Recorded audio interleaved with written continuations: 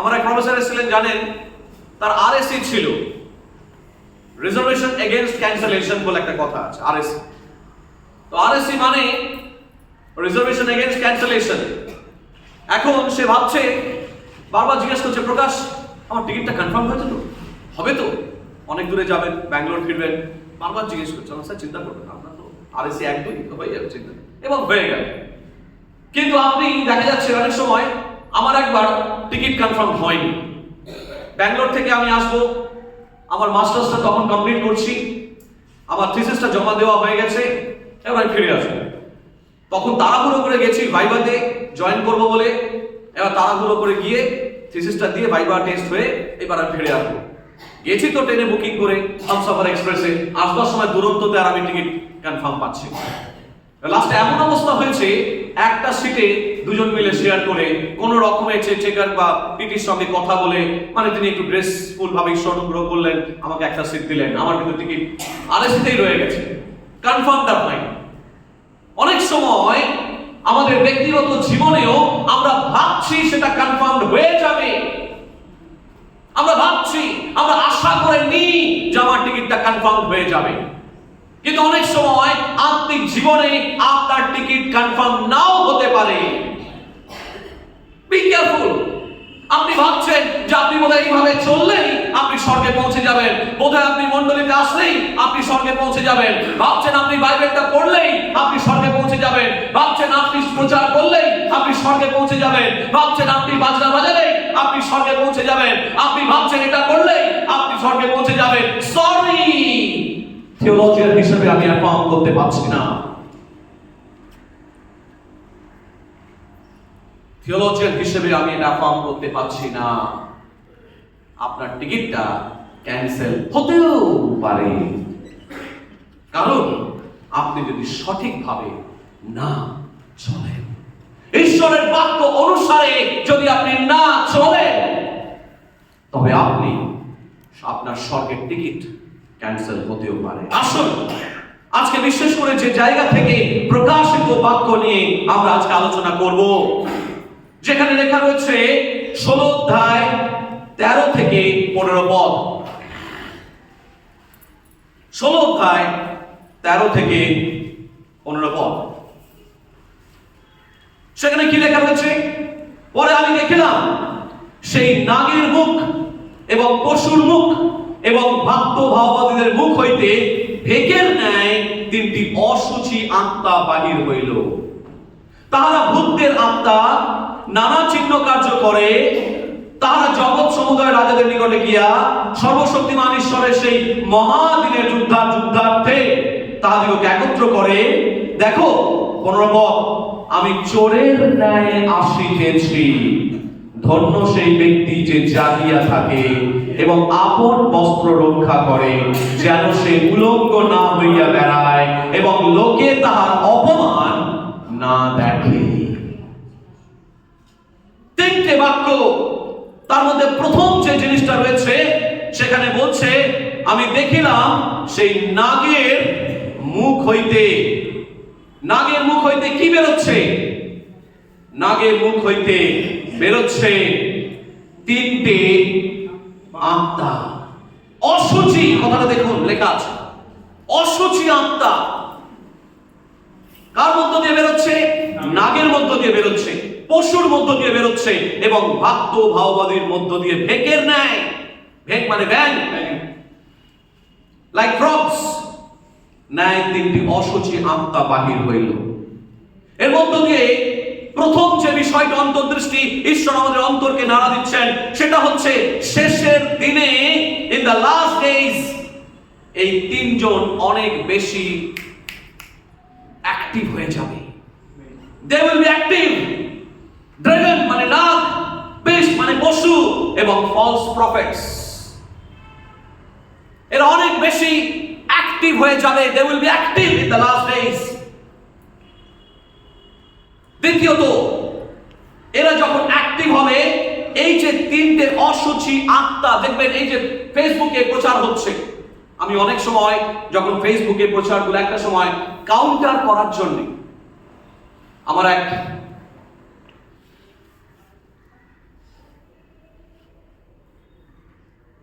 চিত্র।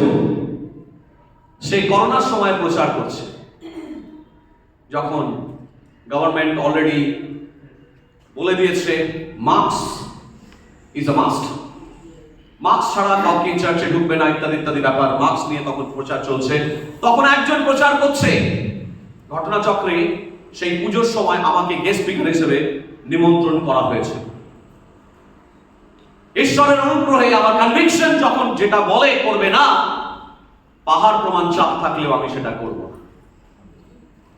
আমার বিবেক যদি বলে করতে, চাপ থাকলেও আমি সে কাজ করব, কারণ আমার বিবেকের দায় আমি চলি। কোন চাপই আমার কাছে চাপ নয় যদি আমার বিবেক সায় দেয়। আর সেই সময় সে প্রচার করছে যিশুই আমাদের মাস্ক, পাস পরার দরকার নেই, খুলে ফেলুন। আমার কানে যখনই কথাটা এলো, আমি বললাম আমি এখানে প্রচার করব না, আমি চললাম। স্যার আপনি চলে যাচ্ছেন? ইয়েস, আমার বিবেক সায় দিচ্ছে না, তুমি ভুল প্রচার করছো। একজন থিওলজিয়ান হিসেবে আমি এই ধরনের প্রচার আমি অ্যাফার্ম করতে পারি না। আমি সেখান থেকে উইথড্র করে চলে এসেছি। সেদিন থেকে জানি আমি যা মনে করি করব, আমি করবই, কারণ আমার বিবেক যদি সায় দেয়, সহজে আমি ভয় পাওয়ার লোক নই, মাথা নত করার লোক আমি নই। অতএব সেখানে এইরকম প্রচার আচ্ছা দেখতে পাওয়া যায়, এবং দেখতে পাচ্ছি যখন আমি এই সমস্ত প্রচার দেখি, তখন মাঝে মাঝে হাস্যও লাগে। ঈশ্বর থেকে বহু দূরে রয়েছে এরা, ঈশ্বরের সঠিক জায়গাটাকে ধরে না, ঈশ্বর যেটা বলতে চাইছেন সেটা কনভে করে না, মানুষকে সচেতন করে না, মানুষকে ভুল পথে এরা পরিচালনা করছে। এবং না পশু এবং ভাগ্য ভাওবাদীরা এই শেষ যুগে they will be more active। ঈশ্বর বলছেন সাবধান হও।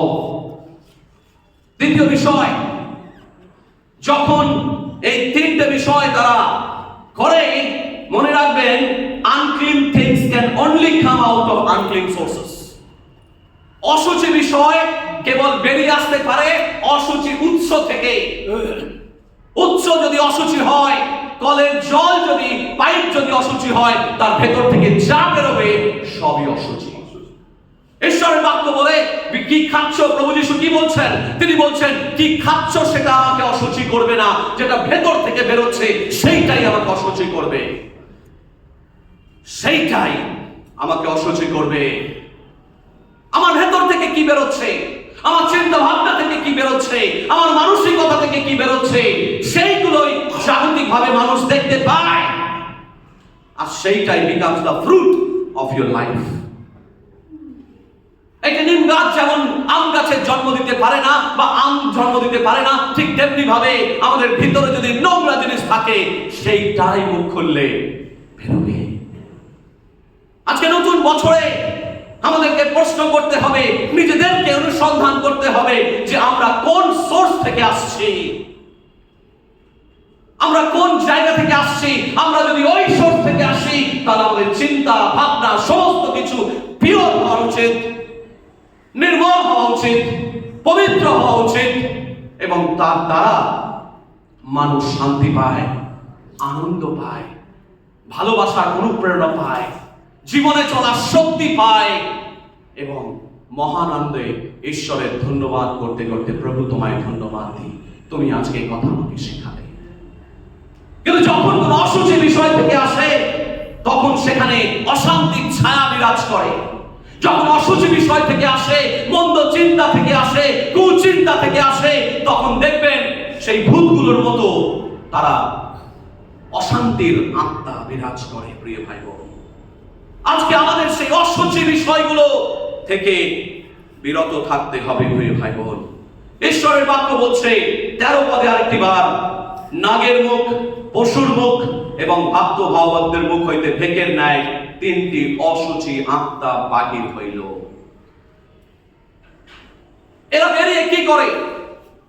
3 নম্বর যে অন্তর্দৃষ্টি, সেটা হচ্ছে ডিসেপশন, প্রতারণা করে। দেখুন এখানে লেখা রয়েছে 14 পদে, তাহারা ভূতদের আত্মা, নানা চিহ্ন কার্য করতে পারে। এরা জগৎ সমুদায়ের রাজাদের নিকটে গিয়া সর্বশক্তিমান ঈশ্বরের মহাদিনে যুদ্ধার্থে তাহাদিগকে একত্র করতে পারে। এই যে আত্মাগুলো বেরিয়ে আসছে, আপনি এদেরকে অগ্রাহ্য করলে চলবে না। they have power because they are satanic agents. শয়তানের এজেন্ট হয়ে কাজ করে। শয়তানের এজেন্ট হয়ে অনেক সময় মানুষের মাঝে কাজ করে। ঈশ্বর বলছেন এই যে শেষের দিনে এরা অ্যাক্টিভ থাকবে এবং এরা শয়তানের এজেন্ট হয়ে কাজ করবে এবং তারা বিভিন্ন মানুষকে ভুল পথ দেখাবে, বিভিন্ন মানুষকে ভুলভাবে পরিচালনা করবে। আর সেই কারণেই বারবার প্রভু যিশু একটা কথাই বলছেন, যখন তার 14:6 পদে, আমি পথ, আমি সত্য, আমি জীবন। যদি সঠিক পথ যদি আপনি না চলেন, ভুল পথে যদি চলেন, আপনি কিন্তু আপনার জীবনের রাস্তা হারিয়ে ফেলবেন প্রিয় ভাই বোন। এই সমস্ত শেষের দিনে ফেসবুকের মাধ্যমে, ইউটিউবের মাধ্যমে এবং বিভিন্ন ভাবে এই ভক্ত ভাওবাদীরা সঠিক পথ পরিবর্তে আপনাকে ভুল পথে পরিচালনা দেবে। আপনি বুঝতেও পারবেন না দূর থেকে এরা কারা। এদেরকে স্বর্গদূত মনে হবে, কিন্তু শয়তানের দূত। Be careful.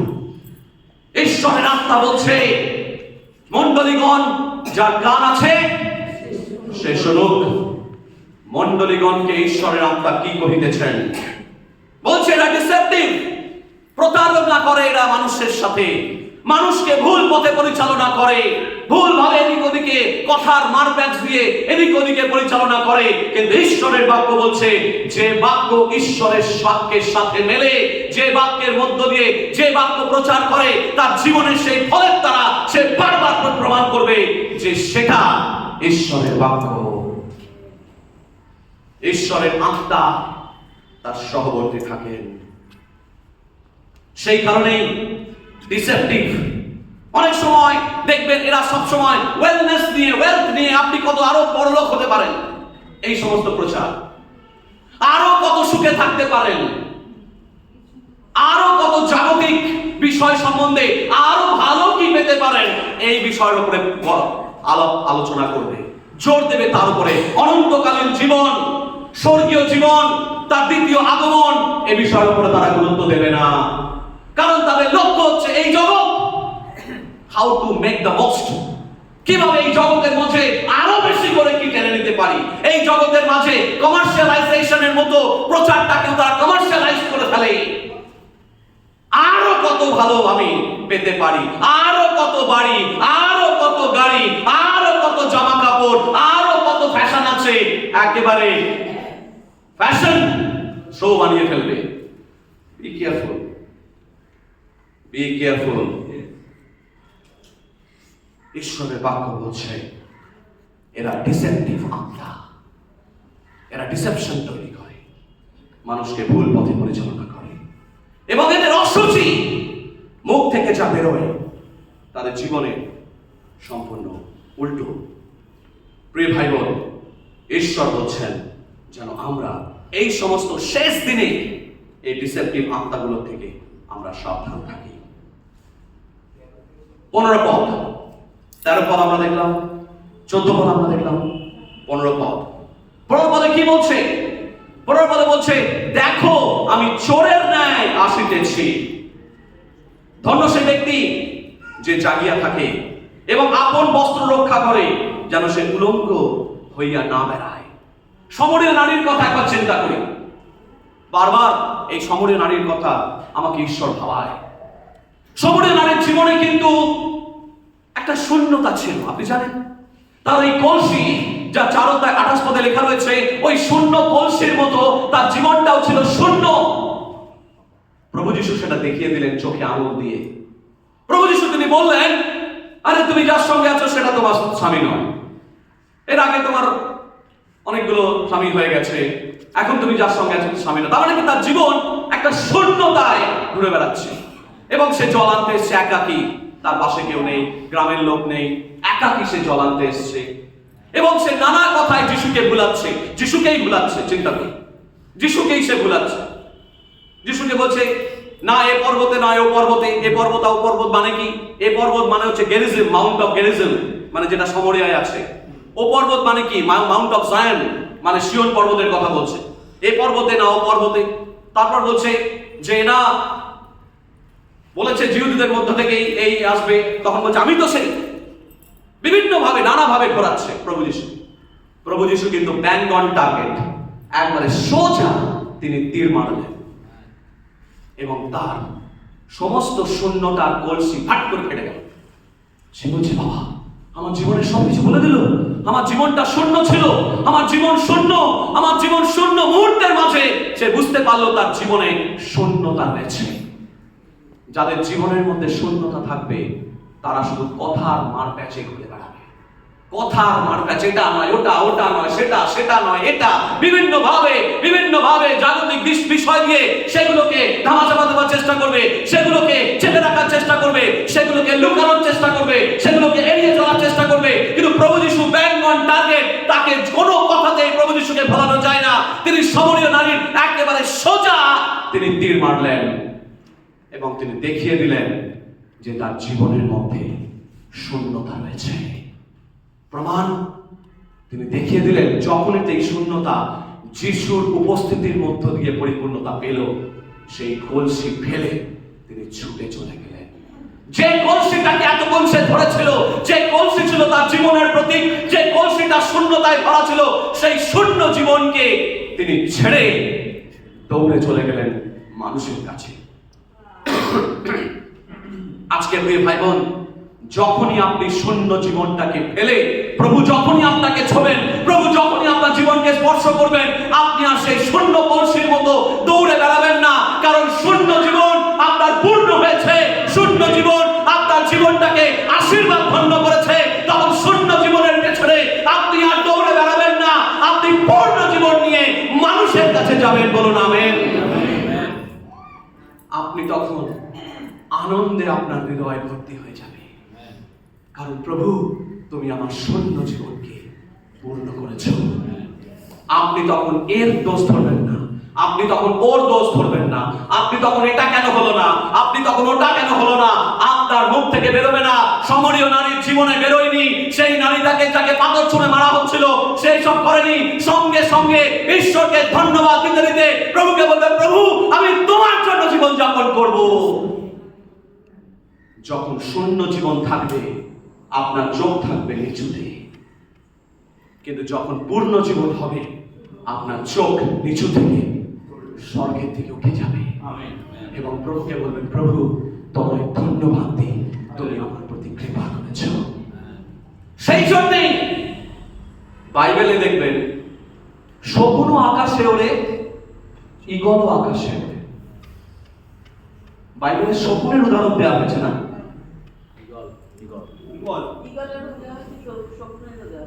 পজিটিভ ভাবে কাকে দেখানো হয়েছে?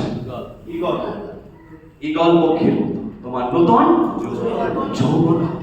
কেন শকুনের মতো নতুন যৌবন হোক বলেনি কেন?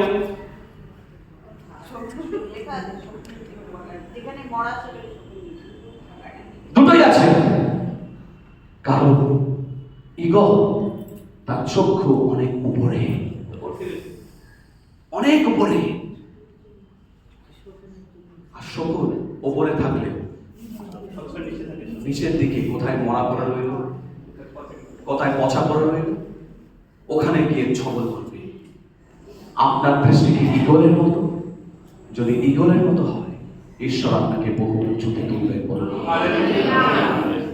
নিজেকে বলুন এই 2025 সালে, প্রভু আমি শকুনের মতো হব না, আমি ঈগলের মতো হব। আমি আকাশে উড়বো, প্রভু আই উইল সোয়ার লাইক অ্যান ঈগল। আমি ঈগলের মতো ঘুরে বেড়াবো, আমার ঈগলের মতো নতুন যৌবন হোক। Amen amen. একটা জিনিস আমি অ্যাপ্রিশিয়েট করি, অ্যাপ্রিশিয়েট বলবো না, শুধু ঈশ্বরকে ধন্যবাদ দিই। আমি দেখেছি অনেক চার্চে আমি ঘুরেছি, বহু চার্চে, আপনাদের ধারণার বাইরে কত চার্চে আমি ঘুরেছি। খ্যাত, বিখ্যাত, অখ্যাত সব চার্চে আমি ঘুরেছি, কিন্তু আমি দেখেছি বেথেল চার্চে যারা নিয়মিত আসে তারা কিন্তু দীর্ঘদিন বাঁচে। এটা কিন্তু আমি লক্ষ্য করেছি। আমি দু একজনকে বলেছি, কেন আমি জানি না, সিক্রেট কি তাও জানি না, কিন্তু আমি লক্ষ্য করেছি বেথেল চার্চে, জানি না ঈশ্বর এটা বোধহয় অনুগ্রহ করেছেন, আমি গতকাল হঠাৎ চোখে পড়লো, এতদিন দেখিনি, যিনি আমাদের ফাউন্ডার পাস্টার ছিলেন, পাস্টার দেবপ্রসাদ রায়চৌধুরী, হ্যাঁ, তার স্ত্রী বোধ হয় 1923 সালে জন্ম, ওই ফলকটায় লেখা আছে 1923 সালে জন্ম, 2005 সালে বোধ হয় তিনি মারা গেছেন। 1923 সাল, 2005 সাল, ফলকে লেখা আছে, কালকে চোখে পড়লো,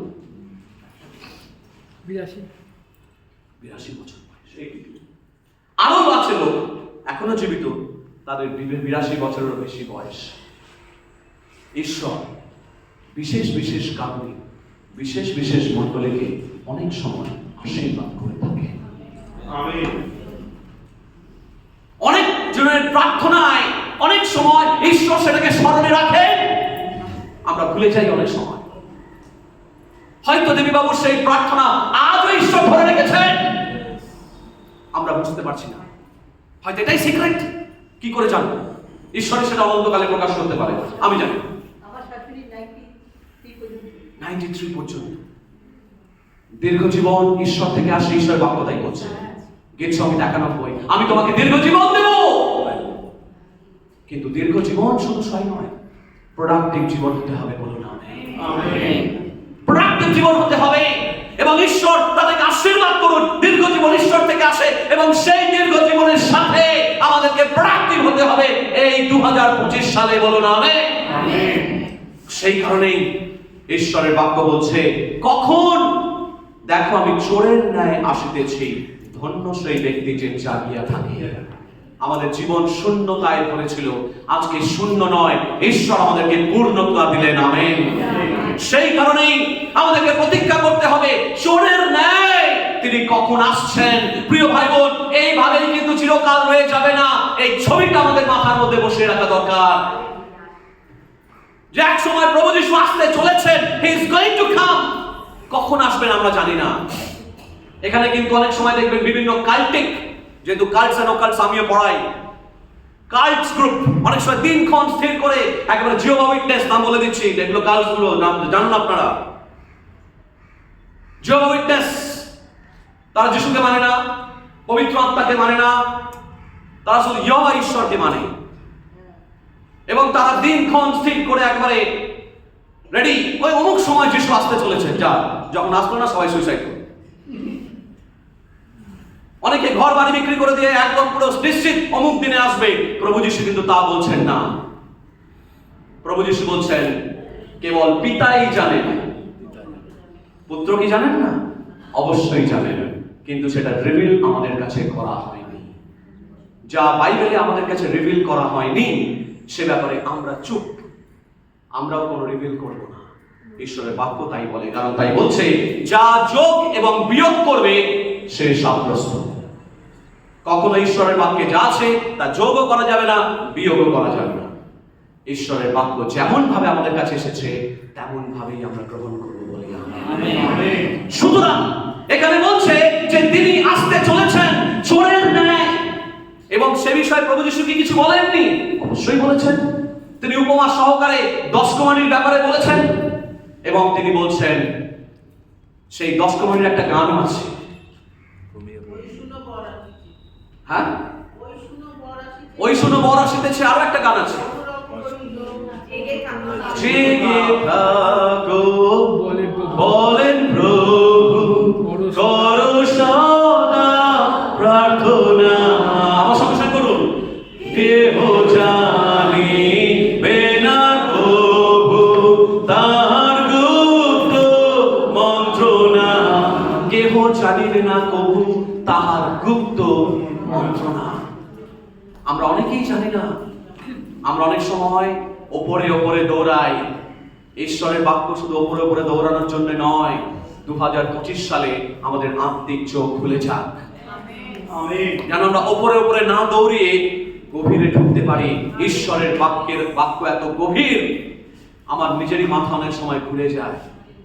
সত্যি কথা বলছি, আমরা অনেক সময় ভাবি যে আমরা অনেক কিছু বুঝে গেছি, আমরা এই প্রচারকের বাক্য শুনেছি, আমরা অনেক প্রচারকের বাক্য শুনেছি, আদবেও আমরা কিছুই জানি না।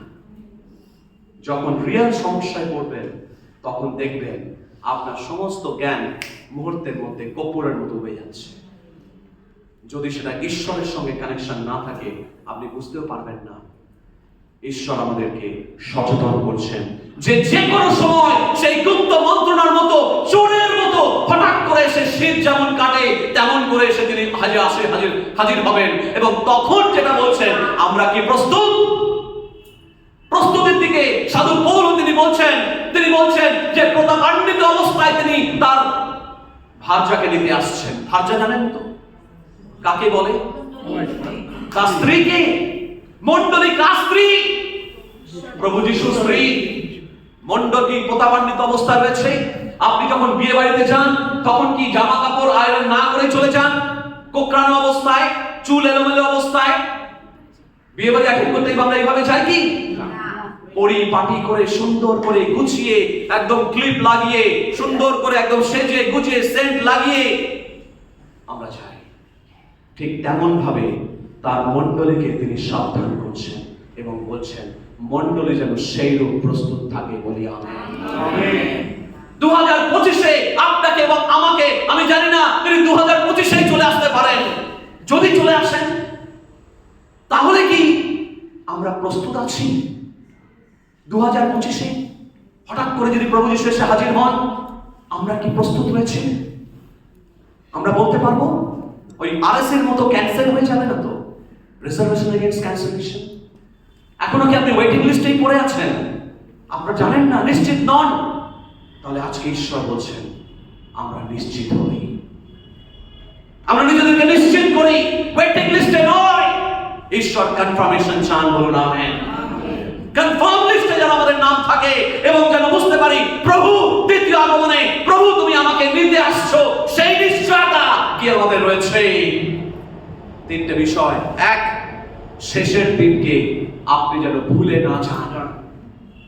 ডিসেপ্টিভ স্পিরিটের পিছনে বিভিন্ন আত্মায় যারা প্রচার করছে ইউটিউবের মাধ্যমে, বিভিন্ন ফেসবুকের মাধ্যমে, আপনি যেন ভুলে না যান। সঠিক পথে চলুন, কারণ যিশুই আলটিমেটলি পথ, সত্য, জীবন। তাহা দিয়া না আসিলে কেহ পিতার কাছে যাইতে পারে না। কেউ আপনাকে, আমার নামেও আপনি পরিত্রাণ পাবেন না, কারণ নামে পরিত্রাণ পাবেন না, পাবেন কেবল যিশুর নামে।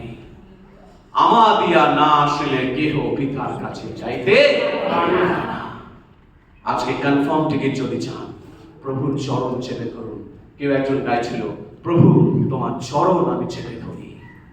2 নম্বর, যখন আপনি যিশুর অপেক্ষা করছেন, যিশুকে নিয়ে যখন আপনি অপেক্ষা করছেন, যিশু বলছেন তোমার সঙ্গে আমি আসবো, কখন আসবো আমি বলবো না, কিন্তু তোমরা প্রস্তুত থাকো।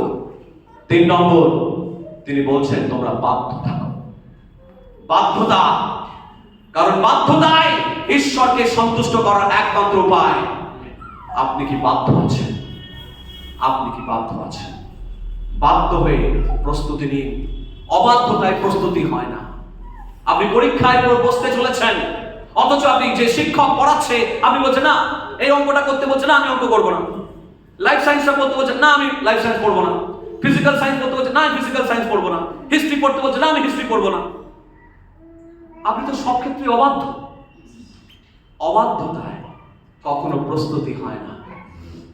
যদি বাধ্যতায় থাকে তবেই সঠিক প্রস্তুতি আপনার জীবনে হচ্ছে। বাধ্যতা, বাধ্য না থাকলে কখনো ঈশ্বরের ইচ্ছা আপনি জানেন না। আপনি যতই মুখে যিশু যিশু করুন, সরি আমি মেনে নিতে পারবো না, বাধ্যতা না থাকলে ঈশ্বরের প্রস্তুতি আপনার জীবনে হচ্ছে না। আসুন আমরা প্রস্তুতি নিই, যিশুর দিকে তাকাই আর যিশুকে বলি প্রভু তুমি কখন আসছো, আমি যেন প্রস্তুত থাকতে পারি। 2025-এও যদি তুমি এসে হাজির হও, 2025-এও যদি তুমি বলো যে প্রভু আমি তুমি আসছো, আমি যেন প্রস্তুত থাকতে পারি। আসুন প্রভুর খোঁজ গ্রহণ করার আগে আপনি নিজেকে নিশ্চিত হন যে আপনার টিকিট কনফার্ম আছে কি নেই। ঈশ্বর তার বাক্যে আশীর্বাদ করুন। আসুন আমরা উঠে দাঁড়াই এবং নিজেদেরকে অনুসন্ধান করি।